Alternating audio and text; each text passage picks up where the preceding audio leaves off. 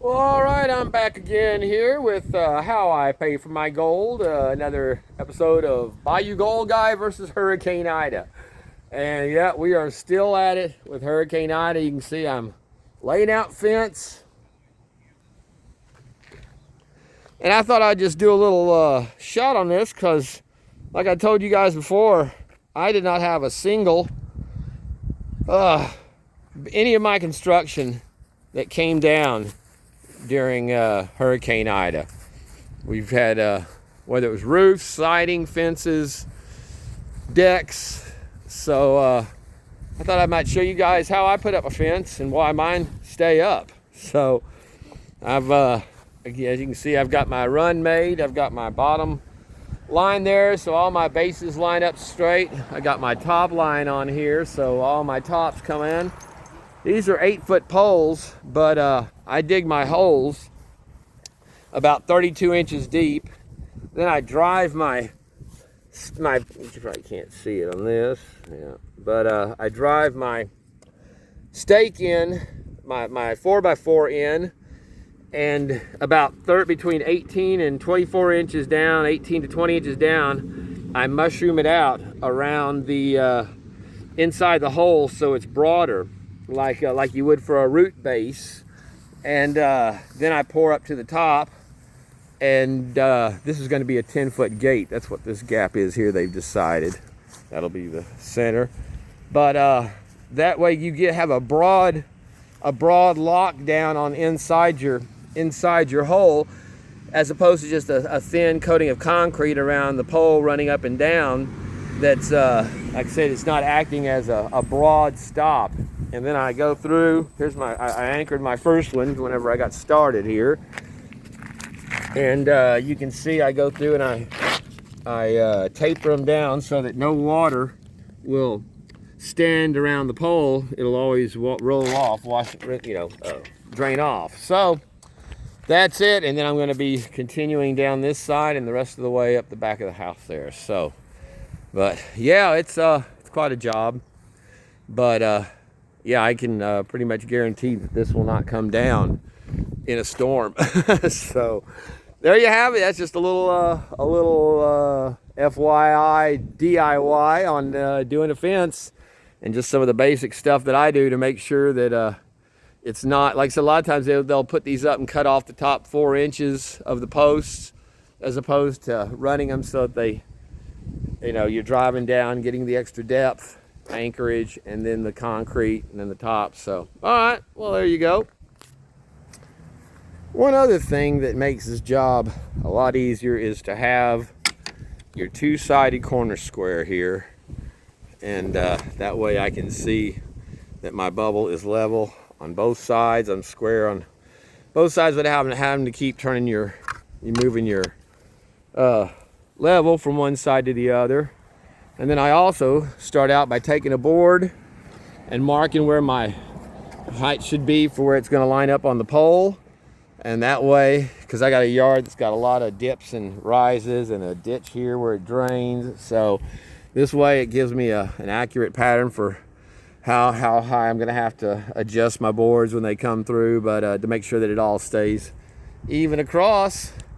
So, well, I just want to throw that in because, again, all these different things kind of, especially when you're doing this by yourself, make a difference.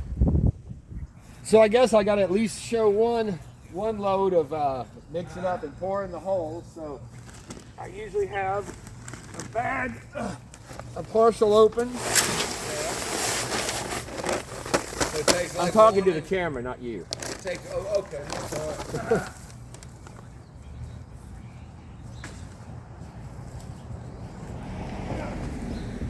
And I finish off with a new bag.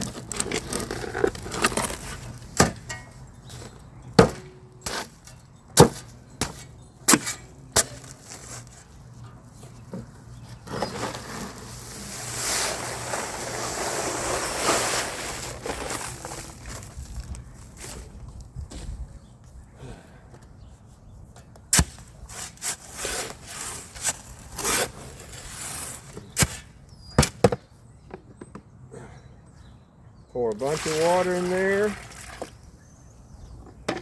and start mixing.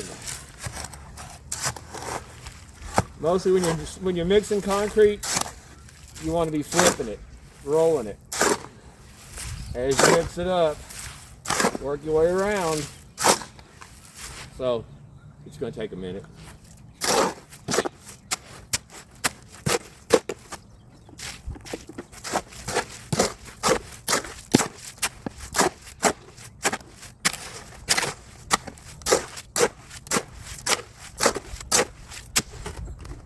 Now, a lot of times down here, people, they'll just put the concrete straight in the hole and not do any of this, and then dump water on it. And usually about half of it to 3/4 of it gets water to it, but I've taken out a lot of holes where you have big chunks of dry material where it's not acting as concrete. So I go ahead and take the extra step. I like to, if you've got a real wet hole, like out here, I'm up on a higher ridge in this part of town, so normally if I dig this far deep in some places, I'm hitting water, depending if I'm closer to the bayou or not. But here, this is up high enough that this is all very dry ground, so it'll suck that moisture out of this concrete. So you make it a little wetter, and like I tell these people, I put in, maybe an extra $3 of concrete per hole, but that can translate to maybe an extra 20, 30, 40 mile gusts of wind that this fence will withstand that others would not, just because you've got that extra few dollars on each hole when you're doing it. So like I said, I build everything down here, expect that it's going to get hit by a hurricane. And like I said, I've never had anything yet, knock on wood, of my stuff that's gone down. So back to it.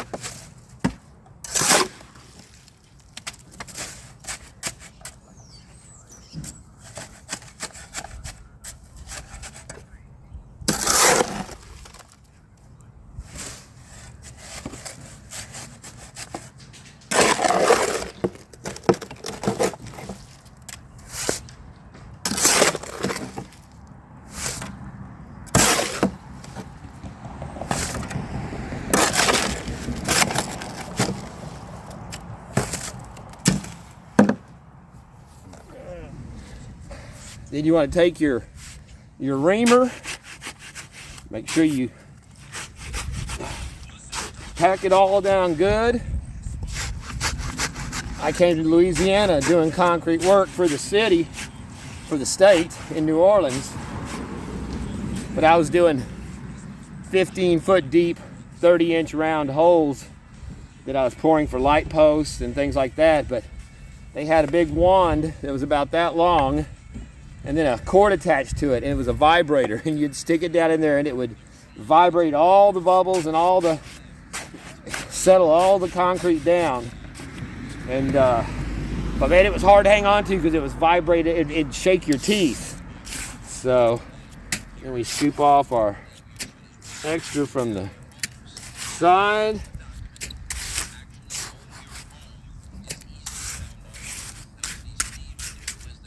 I keep forgetting to bring my concrete trowel, but this works fine. And like I said, I put a little, you want to have a taper on it so that the water's not going to stand, because anywhere you've got rot on fences, it's always where the grass, they pour the concrete below level, then the grass comes up, and then all this rots around it. I've seen them where they just shears off. It just breaks it off at the ground level. So I always do mine so that you've got a runoff, and that at least helps a bit, and above ground so that it's not wanting to rot away.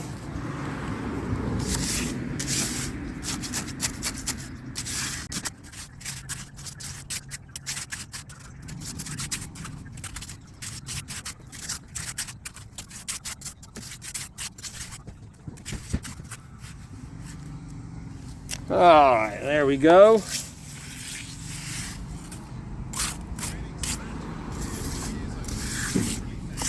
And any of the rest of this will crumble away and be wiped out, carried off, and we'll have a nice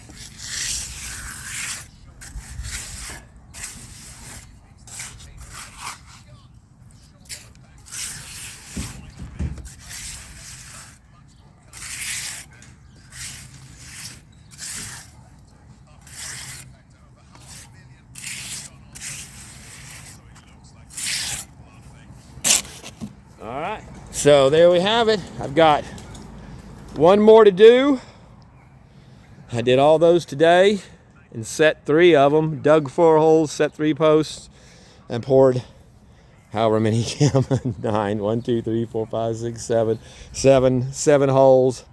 So I'm gonna finish this one up and call it a day. Then I got to start working on that side. But there you go. That's another day in the life on the bayou here. So we got our fence coming along. That's going to be my gate. This is the first 50 feet of it. Then I'm going to have to work the rest of it up that side of the driveway, and those are going to be 8-foot poles with a topper on them to hang plants, with a 2x4 on top, a 2x6 on top to hang plants. So it's coming along though. No time for gold panning this week. All right, we are moving along on the job here. As you can see, these are 10-foot poles that I'm using. I'm sinking them in over 2 feet deep, concreting them, and then I'm going to have a 2x6 topper on it with a basically a 2x4 rib running underneath to keep it from warping, looking you know, roller coaster. And but yeah, so it goes from being the 6 foot there, and then it'll come around to that corner. Then here it's going to be 4-foot pickets spaced, but it's going to have it so they can hang, like I said, with the topper on it, where they can hang their plants and stuff. Man, I just barely avoided a bad one here just a few minutes ago. I've got that sitting across. All my top has to be level, so this is my last 2 sets here, and I had that board up there with my level on it, and I hadn't taken it off, and I was setting this post, writing it up, and I looked up just in time as I moved it to see that thing coming down, or it would have nailed me in the head. Instead, it caught me in my right shoulder, right on the collarbone, and it's kind of hurts, but it's not, at least it didn't fuck it up. But yeah, man, you got to be, but the homeowner had been out here talking. That's why I like to, I don't like people around when I'm doing stuff, because that's it. You know, you've got to be aware of situational awareness all the time when you're doing stuff, and I forgot to take that down as I moved it. So always, even the simple job, man, it could have come down and crowned my head, and been really bad, because even falling a few feet, that big 8-foot board, heavy treated, will come down and get you. So there you go. But I think it's going to look really nice. Wrapping this up, got started on the big 10-foot gates over there. So that's it. That'll be, we'll come back and show the end of this one whenever I'm all done.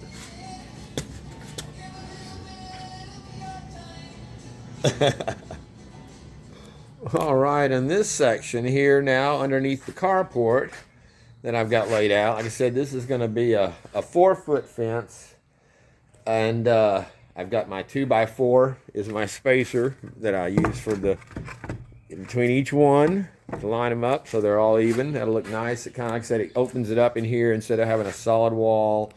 You'll be able to see the yard, breeze come through, a gate will go there. But again, these are 4-foot.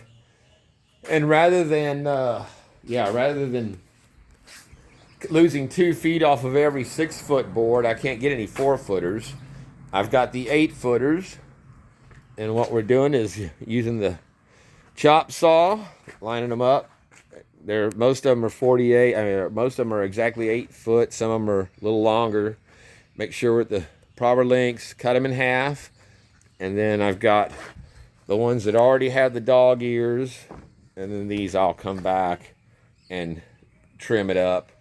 But you know, a little extra time, but you save a ton in material and waste. So yeah, I go through and get make sure I'm equal on both sides and flush. These are the same size. Line them up.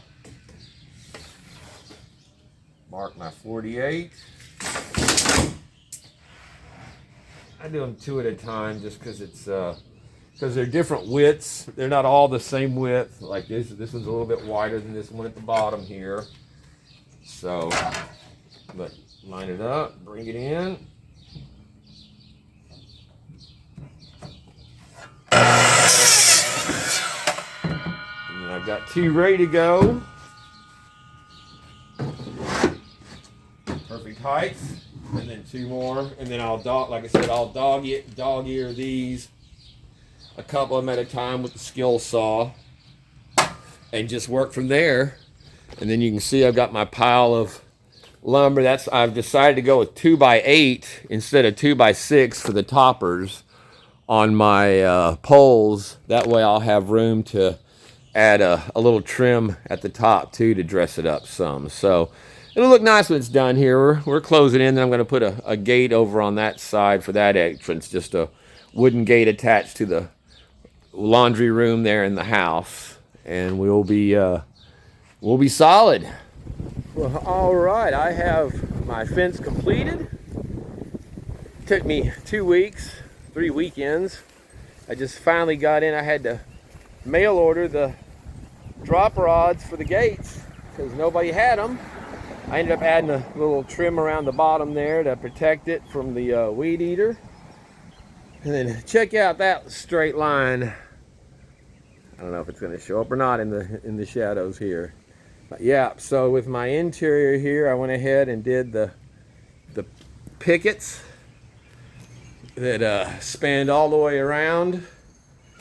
There's a little kitty. Added a gate on the back side over there.